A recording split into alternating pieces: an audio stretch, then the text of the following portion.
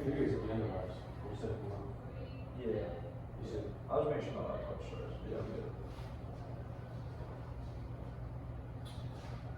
All right, we are going to go ahead and start. So this is our fourth and final meeting of the fall. Like I said, we're going to get into more advertising, hopefully build a group for next semester. But our last meeting was more than a month ago, it was a good amount of time ago. We had that interview with Cassie Clifton, who was the head of operations at Bitcoin Inc. And she gave us a lot of insights into basically cases for adoption for crypto in general. And one of the big ones that she talks about was Bitcoin being established as El Salvador's legal tender. And she thought that that was a big deal specifically because 19 McDonald's locations in El Salvador now accept Bitcoin wallets. And that includes also KFC, Pizza Hut, Walmart. Giant corporations that are all over the place have funneled millions of dollars into building infrastructure to accept crypto wallets. So they can very easily implement that globally across all of their chains. We also had a question when we talk about tax, at what point do I have to worry about paying taxes on crypto?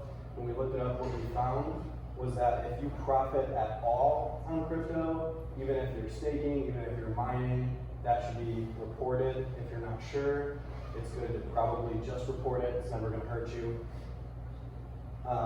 That may not be true for dependents, but like I said, your safest bet is to just report it.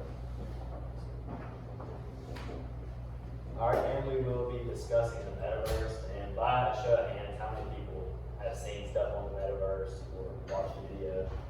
It's about half of most of y'all. We will play a little bit of that video just to give y'all an intro to it. And a lot of people speculate that the Metaverse will be heavily tied to crypto and blockchain because a lot of the functions in the Metaverse rely on blockchain networks, and people think that you will pay with cryptocurrency in these virtual spaces. Is that what you meant to say? Yeah.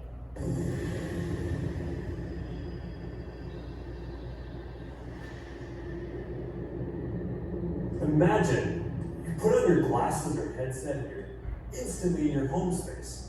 It has parts of your physical home recreated virtually, it has things that are only possible virtually, and it has an incredibly inspiring view of whatever you find most beautiful. Hey, are you coming? Yeah, just gotta find something to wear.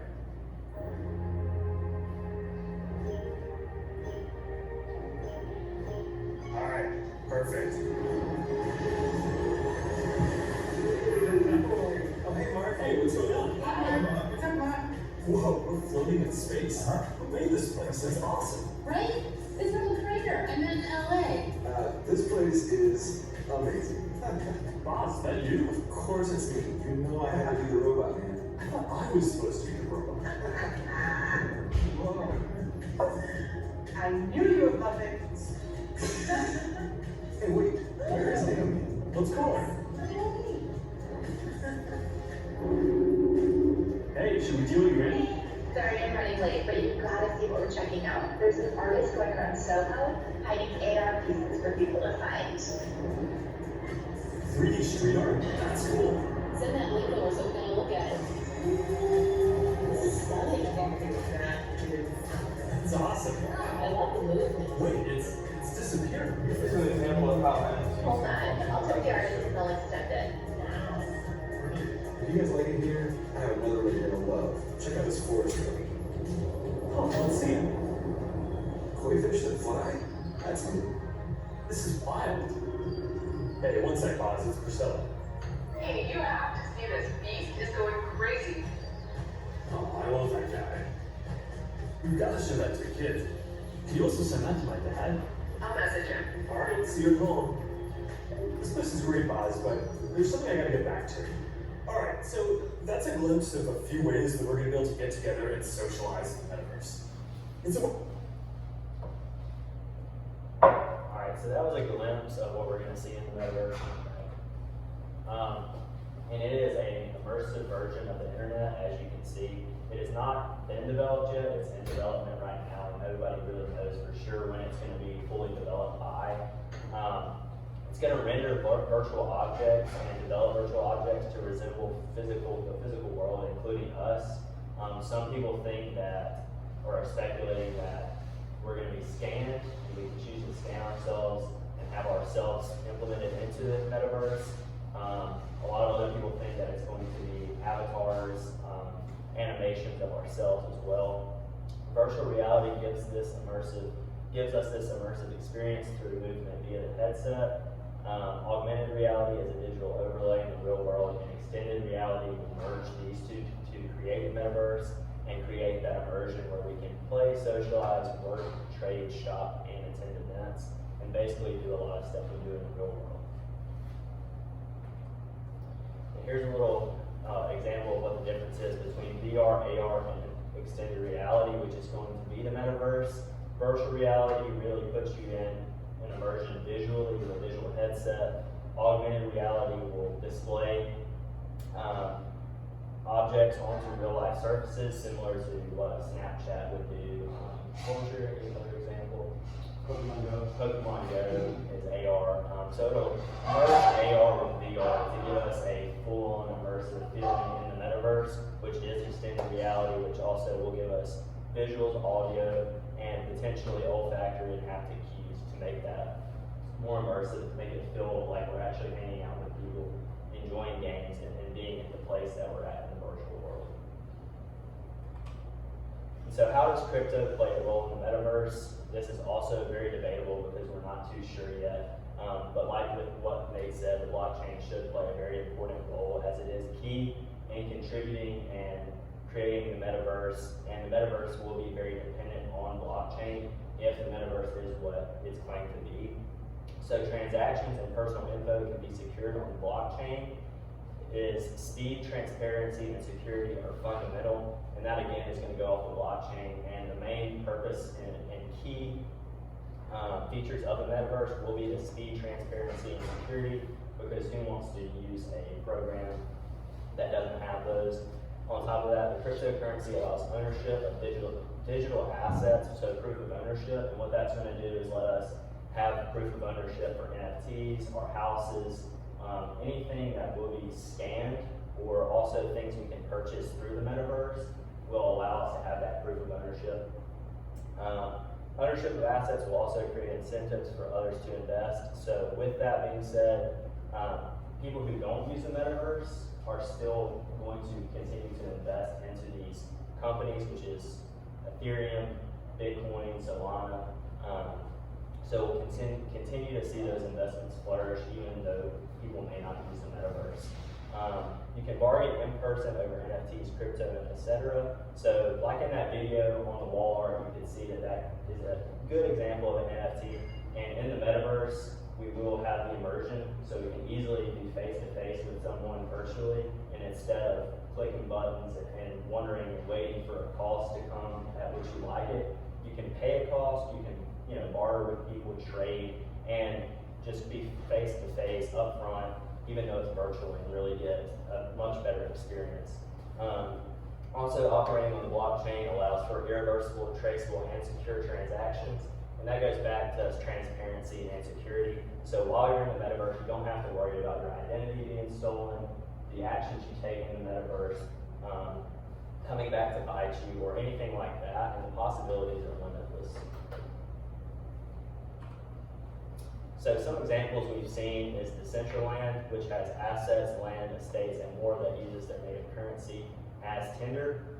And so we saw a $2.43 million sale of land of digital fashion. So what happened this week is a company bought up digital land because they believe that the metaverse and Decentraland in general will be the next step of fashion and marketing.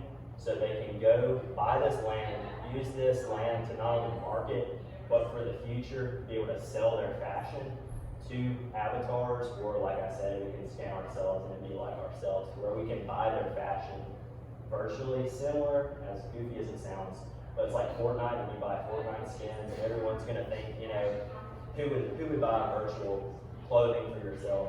But when we get there, we'll definitely see that being a large part of where we see capital allocated to. NFTs can give players full ownership of their avatars, which I discussed earlier. It'll basically give everything that you have in the metaverse and ownership through NFTs. Sandbox uses its tokens to monetize virtual experiences created by players, which you can create games and NFTs that can be played and traded. And a good example of Sandbox and Decentraland, they have casinos, they have theme parks, and I was reading about one where in a casino, they use Decentraland's token as tender in their world, and so when you go to gamble, you use that token instead of cash, and they also have people come in to work for them, whether that's the workers at the casinos or in the theme parks, and they'll pay them with their token. So this is a good example of, how can we see the metaverse coming in and truly not only being a way you can make money off of building these theme parks or casinos, but also how we can let our services be paid for through the metaverse. We also have Engine, which lets people create and manage NFTs and allows players to use these across multiple games, which is very important because we usually see NFTs only being a singular program and not really being able to use across multiple games and networks, and here we see that being adjusted and innovated by Engine. Also, Render will create the digital infrastructure for 3D and augmented reality, which we do see and have seen a little bit of how Render can do that. And that's kind of like what I was discussing of how it can, you look at something, it'll scan it and then put it into the metaverse. So those are just some examples again, and some of the things you can invest into if you'd like. I did put their ticker symbols and tokens if you want to do more research into that.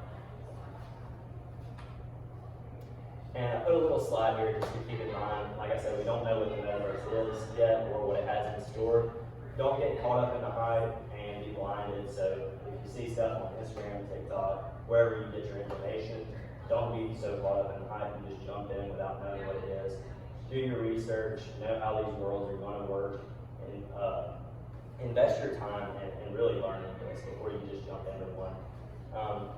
Also, understand the risks and prepare for uncertainty. I say that because, again, we don't know what the metaverse has in store. It could be years before it's fully developed. And a lot of these projects could flourish, but a lot of them could also crash and burn to the ground. Several of these tokens are built on Ethereum or Solana, like I said before.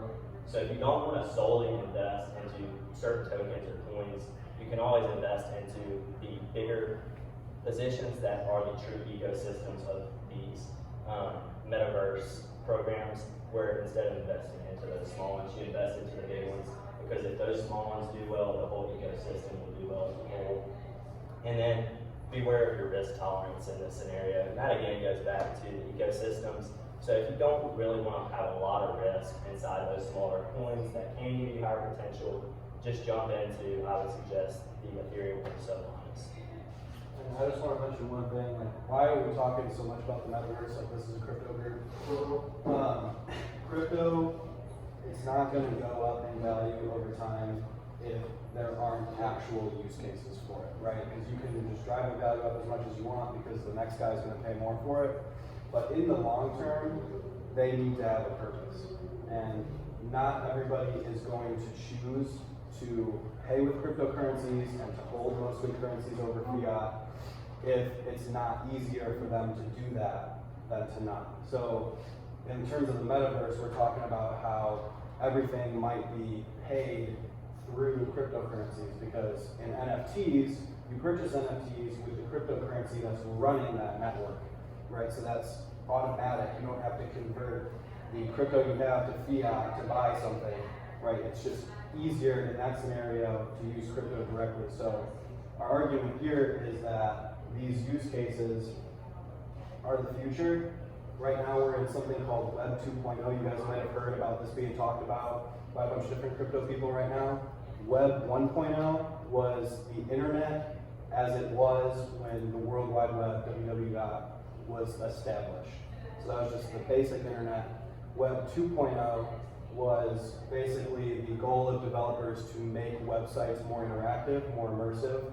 It gave you more links, more things to do on websites. We've seen how the internet has evolved since its inception. Web 3.0 is the next step of that, where we're evolving from Web 2.0. A lot of people think a lot of things will be run on blockchain because it's an efficient way to validate things. And because so many people are behind cryptocurrencies, those networks are becoming efficient very quickly. So there's a lot of use case arguments for that aren't just physical transactions like what's going on in itself. So we're going to talk a little bit about Ethereum 2.0. Last time we talked about Ethereum as it was written, so how it functioned with proof of work, which is what blockchain uses. Remember, when a block is released, it has to be validated, and a block is just a transaction. Miners are validating those blocks just by solving problems with their computer systems. Proof of stake is a lot different, and Ethereum 2.0 uses proof of stake, and a lot of newer coins are using proof of stake, so it's important to understand the difference. But first we're going to talk about gas fees, because that you guys have to understand too. So to run any smart contract on the Ethereum network, so whether that be a token or an NFT that's using the Ethereum network or an actual transaction of Ethereum, there is a fee that needs to be paid to execute that transaction, and that's called the gas fee. So because miners can choose to decline jobs in the way that Ethereum 2.0 is set up, the Ethereum gas market is based on supply and demand. So basically, miners are receiving prices that they feel is fair because they can turn down smaller offers from what actual buyers of Ethereum are paying. And the work required to run smart contracts or transactions is proportional to how miners are compensated. So the more work that it takes to validate, like say, an entire token over a single NFT, obviously you're going to get more reward. The gas price is going to be higher to the miners to do that work required to get it done. So therefore, it serves everybody in a crypto ecosystem. When I say ecosystem, that's everything that's powered by a big network like Ethereum. Like Ethereum powers tokens, and it powers NFTs, and it's going to power certain Metaverse aspects. So that's referring to everything. It serves everyone to have networks that are as efficient as possible, because then those fees can come down. The current issues with Ethereum before 2.0 was that there was clogged networks. So like we said, the speeds are slow. We need better speeds to drive those gas prices down. And that's what a lot of these newer cryptos are aiming to do. And that's what a lot of what we're going to analyze in the spring is how cryptocurrencies that are newer are doing this job better. Disk space, so basically there's less nodes, which means that there's less miners with this method, and we're going to explain why. And then energy consumption. We know we had that big controversial event go on with Tesla, where they bought up a bunch of Bitcoin and they dumped all of it because they found out that it was terrible for the environment. Newer cryptos are trying to bring down energy consumption for each validation. And we'll explain why too, it'll all make sense. So here's the difference. Proof of work versus proof of stake. Remember we said proof of work rewards miners based on how much validation of transactions they can do basically. So how much computing power do they have to give to solving problems in exchange for Bitcoin or in exchange for Ethereum 1.0 or anything else that uses proof of work. Proof of stake is a lot different. You can see the little icons here. You're not mining anything. You don't have giant GPU rigs. There's no rigs at all. All that happens in proof of stake is that you are staking coins that you already have. And all that means, you can do it through Coinbase, is to say, these coins that I have, I want to donate them, basically, not donate, but let the network borrow them, so that Ethereum is going to be locked up for a little bit. The network is going to use it to validate transactions. And then I'm going to get the gas fee reward from allowing my coins to be tied to that process. So, remember we said with Bitcoin, there was a block release every 10 minutes. For Ethereum, it's right now about 12 to 14 seconds. You're going to get a new block. And there's only going to be one miner for proof of stake. They're called validators that are going to be attempting to validate, also called minting or forging, that block. So basically, the person who is going to be validating a block is completely randomized. But you have preference if you have more coins staked. Now, you might be wondering, like, if you just have to have a lot of coins staked to get preference for validation, isn't that going to cause inequality, right? Because then people with the biggest balances are just going to have all that power to stake their coins. And it's actually not true. It's actually worse for proof of work. And we'll see that in the next slide. These are the mining pools right now for Bitcoin. And what that means is that these 5 institutions have put massive amounts of capital into getting just massive warehouses filled with GPUs and ASICs to do proof of work calculations. Bitcoin.com alone owns 27% of mining for proof of work. So, I mean, if you can just get the capital behind it, then it will be controlled by single entities, and that's centralization. It's the exact opposite of what crypto intends to do. So proof of stake is the attempt to make this more decentralized. Now, like we said, you're staking what you own, right? So in order to have 27% of a proof of stake crypto, you have to own 27% of all Ethereum in existence. And nobody owns 27% of all Ethereum in existence.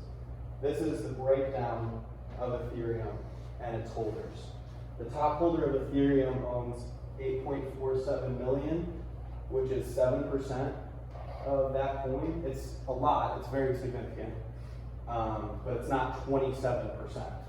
Because if we go back here, remember what we said for proof of work blockchains, the entire network can be taken over if 51% of the miners are attacking, basically, right? You just have to have the majority of miners going against the network to overtake it.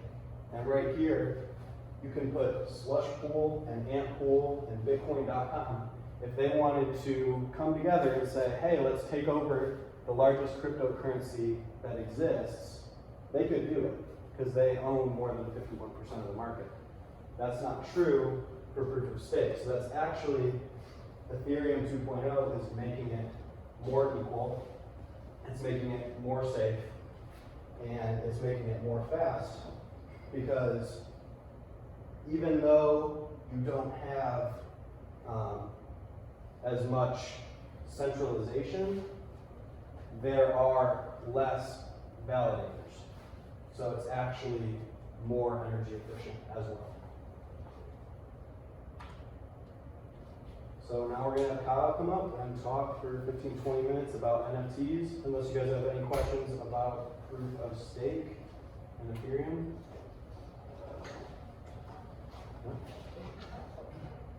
Take it away. What's up, guys? I'm Kyle. I'm here to talk to you guys about what is an NFT. So, what does NFT stand for? To start off, it stands for non-fungible token, and like I said, it's held on the blockchain, and it's verified through smart contracts. NFTs are mainly found on the Ethereum blockchain, but they can be found on other chains like Solana, but a lot of projects that are branching out to other chains aren't really doing too well, so Ethereum is really the main chain right now. One thing that you should know before going and buying NFTs are they are extremely volatile. Really at any point they could crash. I'll get into that a little bit later, but a problem that we're having within the space right now is a lot of hackers like overtaking projects and stuff. But I'll get more into that later. But I have a video to to help explain a little more what an NFT is. How much are you aware of that?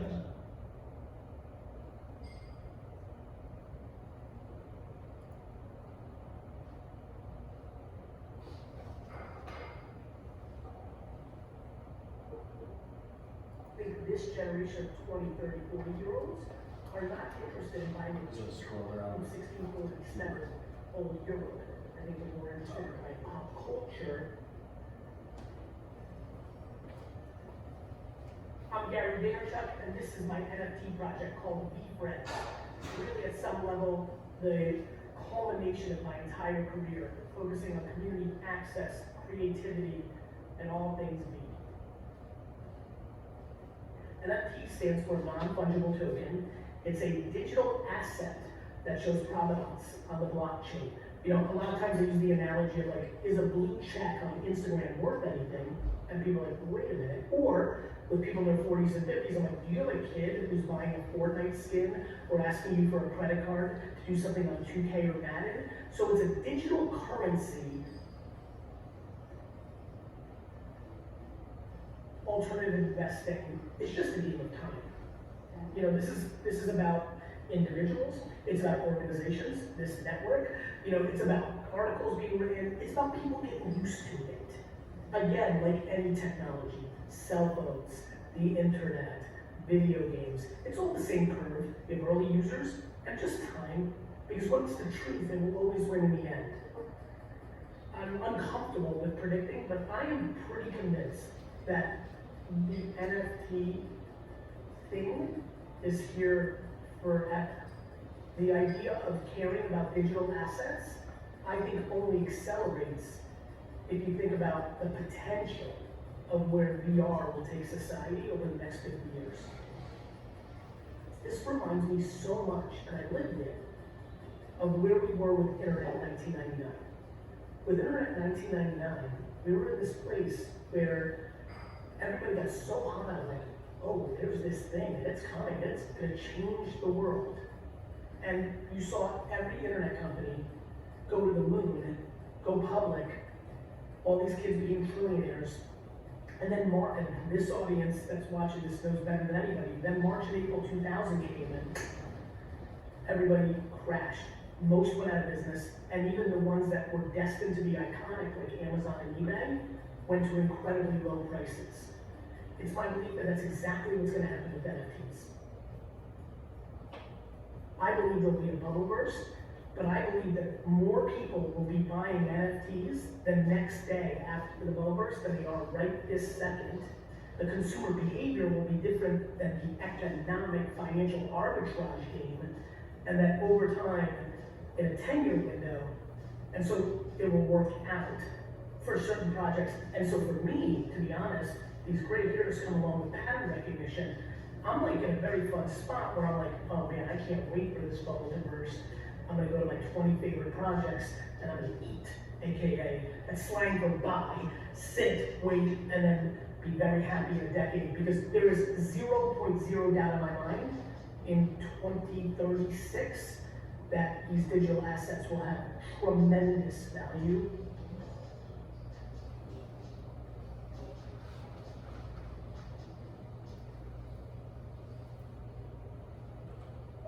Yeah, so I guess to start off is where you can buy an NFT. So how most projects run it is they'll come out with a website, and then on that website you'll be able to mint the project, and mint is just like another word for buy the project. And then once the project sells out, then it gets moved to OpenC. OpenC is kind of like a secondary marketplace where you can buy NFTs once they sell out initially, and that's kind of where you can go and kind of play the up, like buy the dips, you know, sell the highs. That's kind of where you know, all your NFTs are going to be stored on OpenC, where you can go look at different collections. Artists can, like I said, either make a website and then sell it on that website, or they can just list them on OpenC, and they can do this by just setting it for a set price, or they could do bids on OpenC.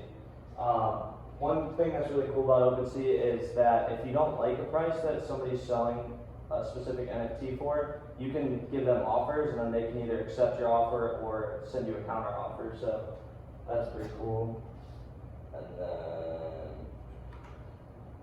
so I kind of just wanted to talk about what you should look for in a project because it is kind of overwhelming when you first get into NFTs.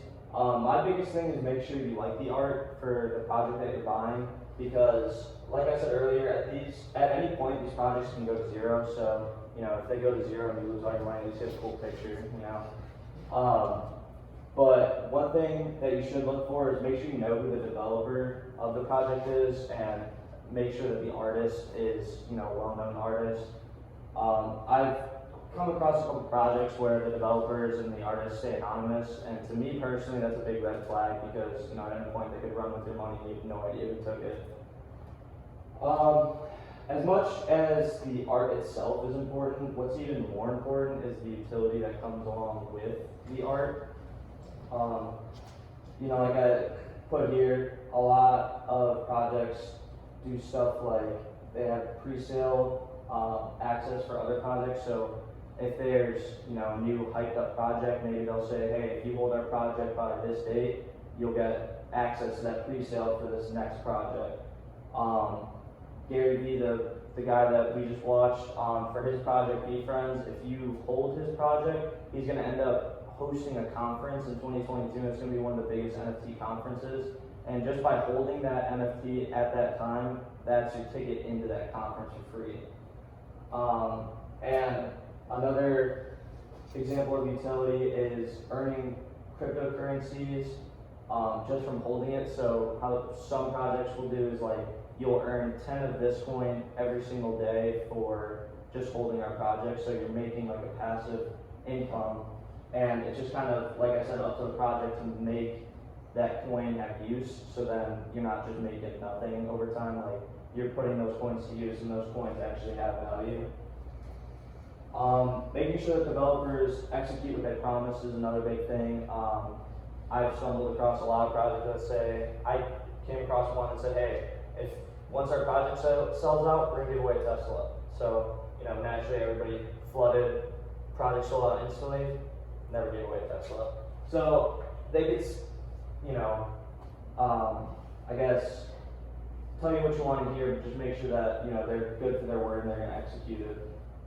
And just one more thing is to, you know, look who's talking about the projects on social media. Just, you know, kind of make sure that there is hype around the project before you're buying it because there's no volume and nobody wants to buy that specific project. There's really no point in buying it because you're never going to be able to sell it. So, yeah. You said that if you don't know the artist, like they'll use your time, run away with your money. Mm-hmm. Does OpenC not protect the buyer?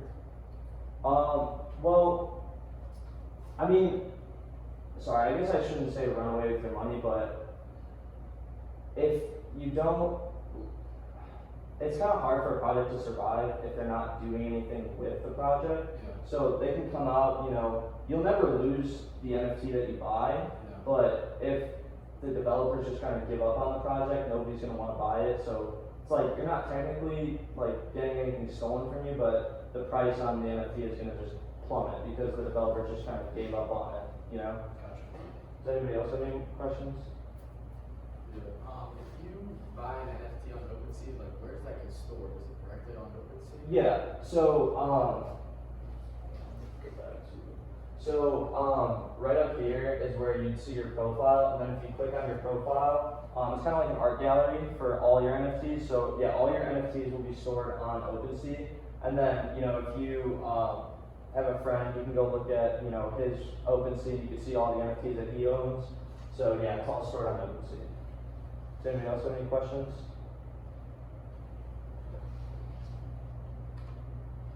So, getting started. So, what you want to start off with is making a MetaMask wallet, and I'll show you what that looks like here in a second. There are a couple other wallets that are able to be used through OpenC, but MetaMask is probably the easiest one and the most universal, especially when it comes to minting projects on the developers' websites. Not all websites accept different wallets, but MetaMask is always the one that like is the go-to. So I would just start off with MetaMask. It's super easy to use. Here, I'll show you. So when you download MetaMask, it's going to be like a Chrome extension, and then when you transfer, your Ethereum from, let's say, Coinbase or wherever you buy your cryptocurrency, it'll be stored in here, and then in here you can, send it to your friends. You can swap it. You can, I think you can buy. I've never bought on MetaMask, but I usually just transfer it from Coinbase. And then this is what you would link to your OpenC. So you wouldn't link like your Coinbase or whatever. This would be like what's linked to either the website or OpenC when you go to do that. So then, like I said, once you buy an NFT, it's just stored in OpenC. I do want to stress that you should do a lot of research before investing into a project because, like I said, at any point, a developer can just give up on a project and then you basically just have a picture that's worth nothing. You want to make sure that there's a good team that works hard and has plans for the long term rather than the short term. Twitter and Discord are great places to find out about different projects. That's where I learned most of my stuff, is just hopping in different projects' Discords and just kind of talking to people, asking questions. A lot of people in the NFT space are super, super nice. They're willing to help out anybody if you have any questions. So definitely Discord's a great tool to just kind of learn about the space in general and kind of get a feel for how a project is, because you can join their Discord and kind of see what the community behind that NFT project is like. See if they're super positive, they're just worried about this, that, or they're asking questions in the Discord and the developers aren't answering their questions. That could be a big red flag. So Discord's a great tool for the NFT space.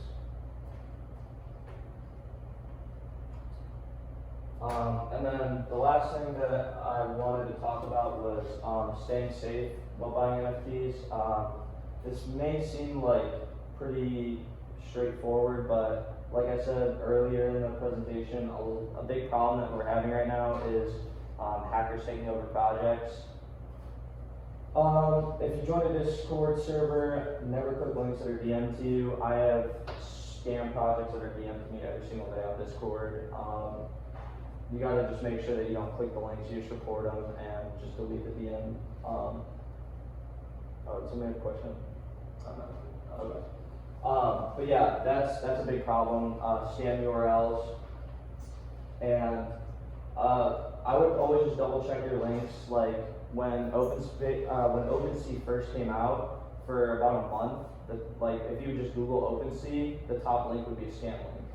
So a lot of people got scammed that way, and people change like the name of a project from .com to .net and DM you the link and say, minting just started, go buy it, and then you'll see, oh, it's the same website, but it's .net instead of .com, or .io instead of .com. So just double check your links before you go and buy anything. And creating a new wallet, like if you're gonna go mint a project off a website, I always try to suggest that you make a new wallet and only send the amount of Ethereum that you are willing to spend on the project. Because one of my really good friends went to go mint a project, and the website got hacked when he went to go mint it, and his entire wallet got wiped. So, these websites that developers are making aren't always the safest websites, so you definitely want to make a new wallet just in case you get wiped. You're only losing the amount that you were willing to spend on the project versus everything you have. Just watch out for fake links, never give out your seed phrase, and make sure you use a hard wallet to store your NFTs. I know they talked about hard wallets before with cryptos, so transferring all your NFTs to a hard wallet is really important as well. Do we have any questions? You mentioned to me something about a game where you could use NFTs that you can purchase and they have different strengths in the game. Can you talk about that a little bit? Yeah. So just going back to the utility, there's a lot of things that projects have done with the art that they create. I've seen shows be made, comics, games. I actually just recently started playing an NFT game, and how it works is you buy a character that's an NFT, and then you play as that NFT in the game, and then you can earn cryptocurrency from playing the game. So the most famous one right now is called Axie Infinity. So you would play the game, and then as you win, you earn this currency, and then you can breed your Axies and then sell them for Ethereum. So it's kind of like a play to earn, but you need to buy an NFT to get into the game. But then once you get in, you can. I know some people that literally play this game as a full-time job. So if you can really get into these play to earn games and really crack down and grind it out, it's pretty amazing what they've done with NFTs as far as gaming. I think it's only going to get better. I got one more. Yeah, go ahead. So I understand how NFTs would get value through utility, but in terms of just the art itself, like I've seen a lot of different, like for example, animals with different color backgrounds and different color attributes and things like that. I've seen all those take off. Do you think those will get less popular? Like, what do you see as the future of value, like, physically?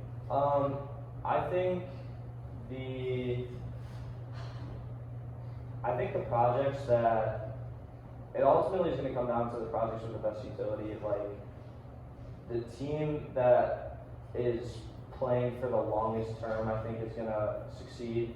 Like Bored Ape Yacht Club, they've been doing a lot of great stuff.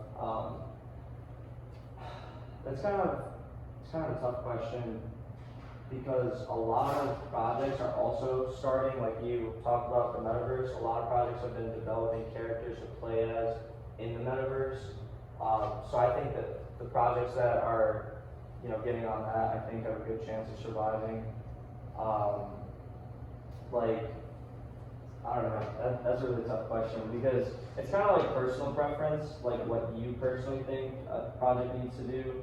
I think a project just needs to continue to push out updates so that hype doesn't die behind it because I've seen a lot of projects that, launch and then they kind of just forget about it, or they take months to push out a big announcement and then the hype just kind of dies off and never really comes back. So I think the project that will continue to have utility is going to be the projects that survive.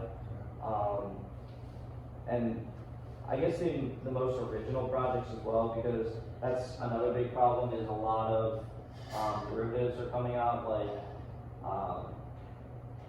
it'll be the same art style but maybe a different animal or maybe, just like a little different, and then they'll get taken down or, people won't want to buy it because it's just a rip-off of another project, so. And they have computer programs to like generate those automatically, don't they? Yeah. They're not even originals, basically. Yeah. So you think it's going to be less important about the actual art and more important about utility going forward? Yes and no. I think you do need to have good art to an extent, but it's more utility based than art based. But like for example, CryptoPunks. Like CryptoPunks are 8-bit little profile picture characters, and they're one of the most expensive NFTs. So that's why I kind of am a firm believer of, it's not so much the art, but what they're going to do with the art. Like if they're characters, maybe making a TV show, maybe making a comic with those characters, like giving those characters meaning rather than just a profile picture. Thank you. Yeah. Anybody else? Let's give them a hand. That was great.